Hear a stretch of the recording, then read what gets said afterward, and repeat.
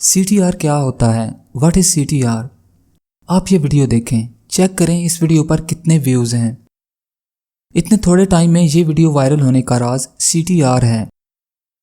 तो आइए जानते हैं CTR क्या होता है।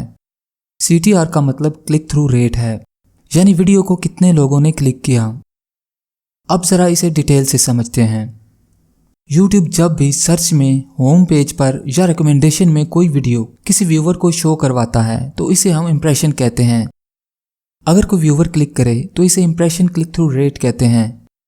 YouTube click through rate percentage में कैलकुलेट करता है, यानी अगर किसी वीडियो को 100 लोगों को दिखाया गया और उसमें से सिर्फ 10 लोगों ने क्लिक किया तो इस वीडियो का क्लिक थ्रू रेट 10% रहेगा, यानी 100 इंप्रेशंस में से सिर्फ 10 क्लिक्स मिले।